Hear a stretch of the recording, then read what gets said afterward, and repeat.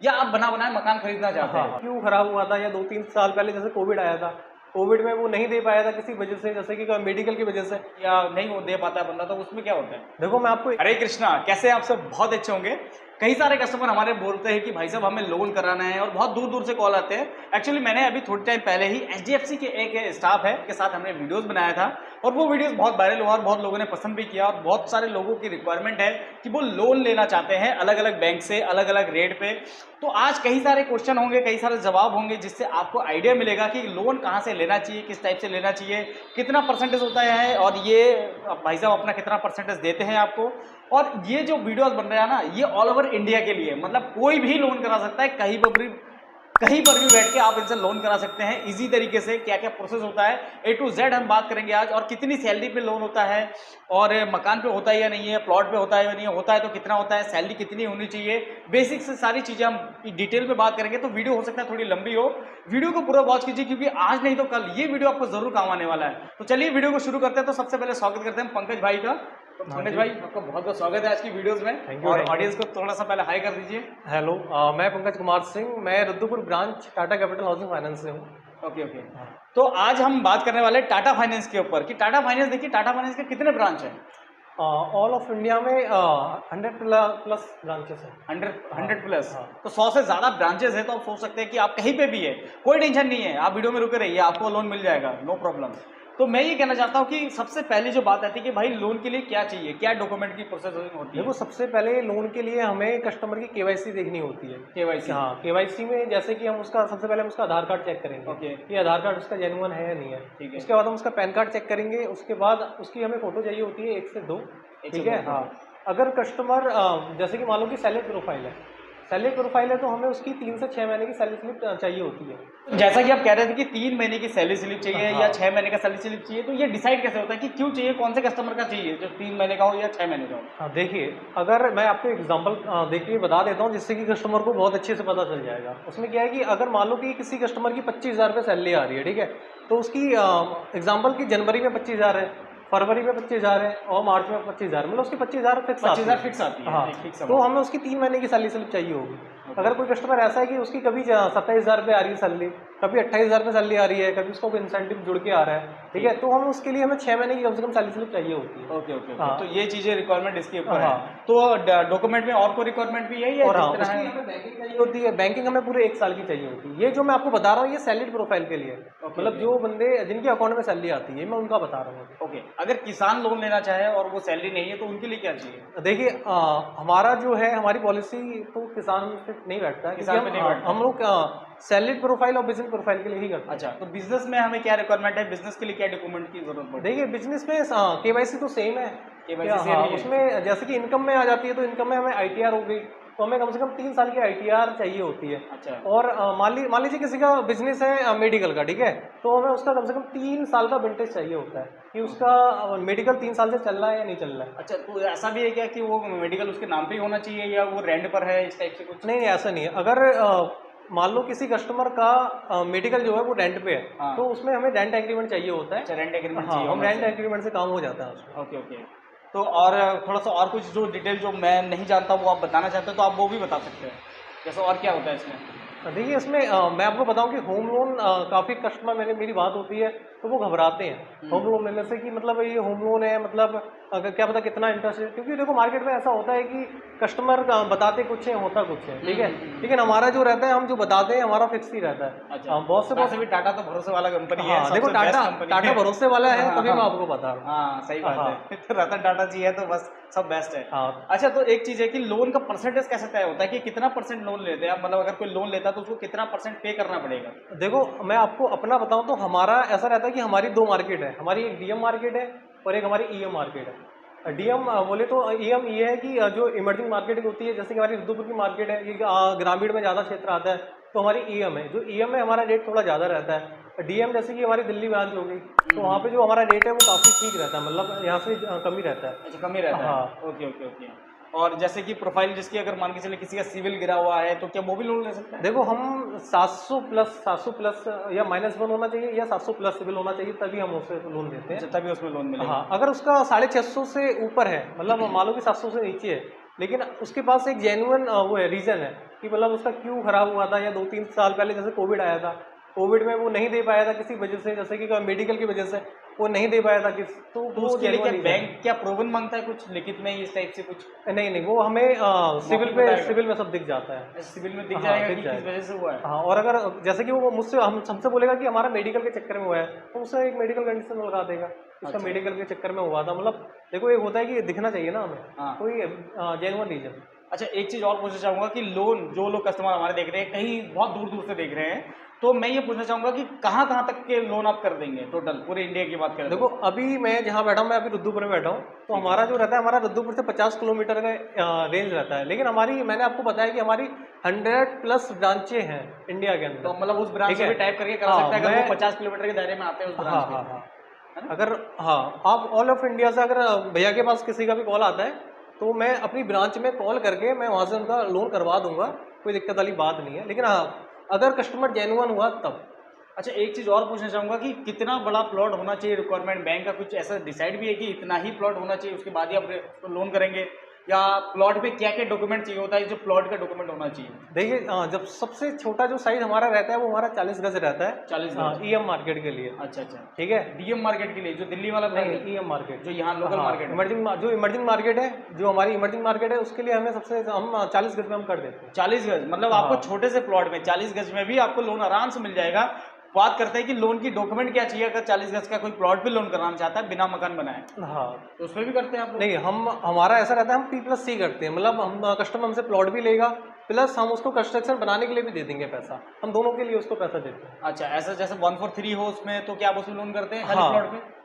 नहीं, हम खाली प्लॉट में हमारा नहीं खाली रहता। प्लॉट पे नहीं करते हैं। अच्छा, तो खाली प्लॉट के लिए लोन नहीं होगा। आप अगर उसी चीज़ के लिए कॉल कीजिए अगर आप मकान बनवाना चाहते हैं या आप बना बनाए मकान खरीदना चाहते हैं, है ना? तो मकान अगर खरीदने के लिए चाहिए तो उसका भी डॉक्यूमेंट क्या-क्या चाहिए? मुझे थोड़ा सा ये आइडिया बता दो कि उसके लिए कस्टमर क्या डॉक्यूमेंट का ध्यान रखे और क्या चेक करे उसमें? देखिए, मैं आपको एग्जाम्पल बताता हूँ। अगर कोई कस्टमर को 100 गज का भी मकान है, पसंद आया, ठीक है, तो हमें मकान की पूरी रजिस्ट्री चाहिए होगी, ठीक है, और उसकी खतौनी होगी।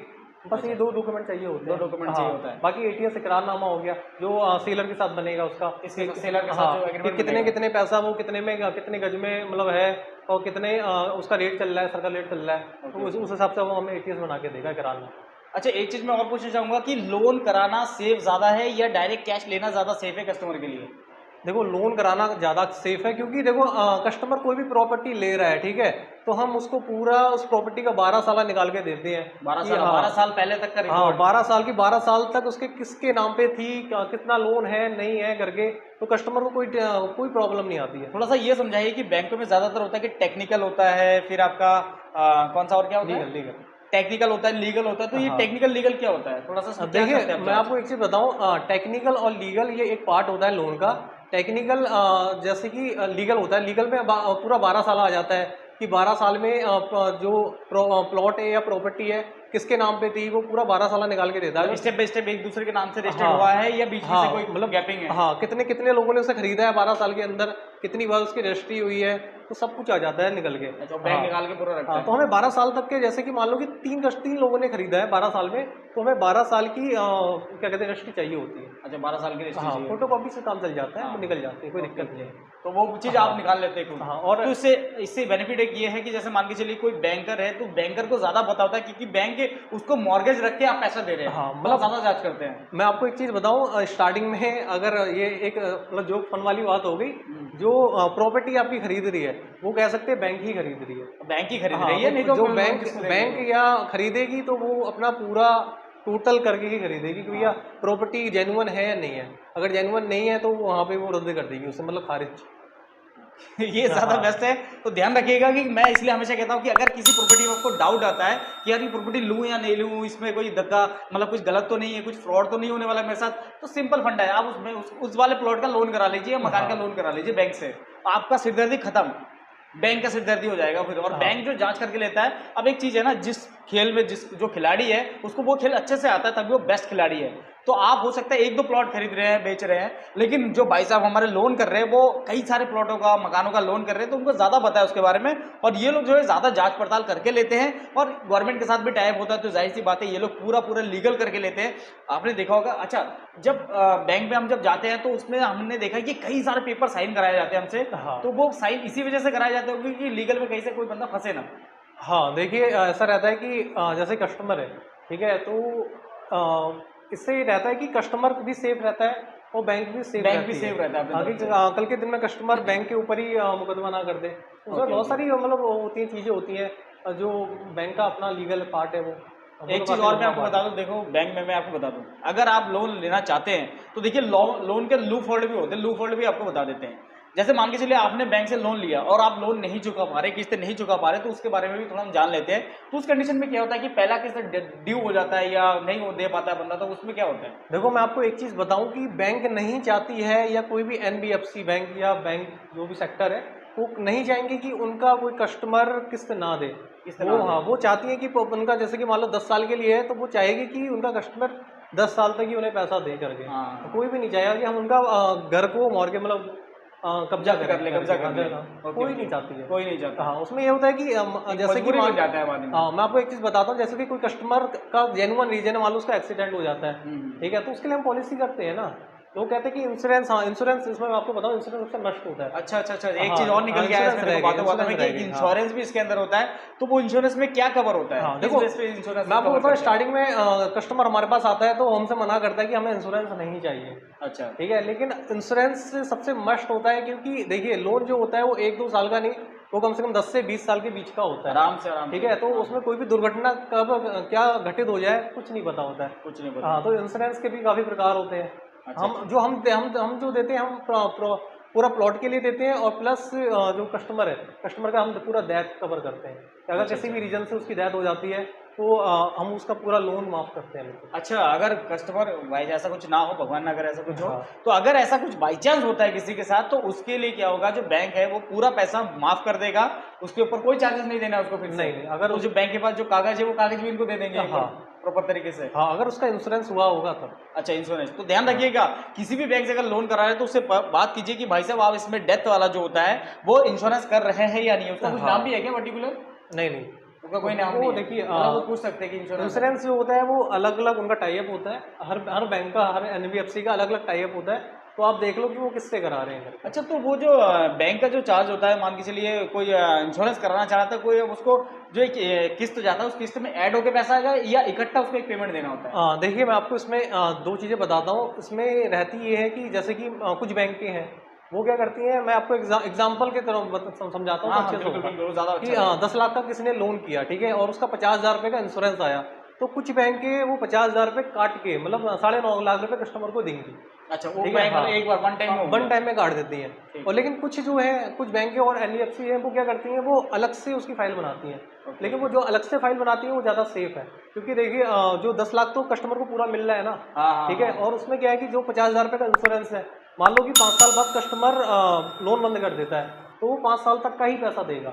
अच्छा, 5 साल तक का ही हाँ, पैसा ना देगा। कि वो पूरा देगा। और उसमें क्या है कि उसमें कस्टमर ने एक बार में पूरा 50,000 रुपये दे दिया है, लेकिन वो उसके तो कट ही गया है। कट गया है उसके, अच्छा, लेकिन अगर वो पैसा उसके वापस आता है, बाद आता है। लेकिन उसका बहुत लंबा प्रोसेस होता लंबा है, प्रोसेस होगा, कस्टमर पूरा। घूमेगा काफ़ी। तो उससे बढ़िया ये है कि आप देखिए कि आपका अलग से ही हो, अलग से ही हो, हाँ, उसकी हाँ। अलग से किस्त जाएगी, हम भी अलग इकट्ठा से कर दे दिया तो बाद में एक प्रॉब्लम है कि बाद में वो लाना पड़ेगा और हाँ। आपको एक प्रोसेस है, लंबा प्रोसेस, वो प्रोसेस पूरा हाँ। फॉलो करना पड़ेगा, तभी वो पैसा आपको रिटर्न आएगा।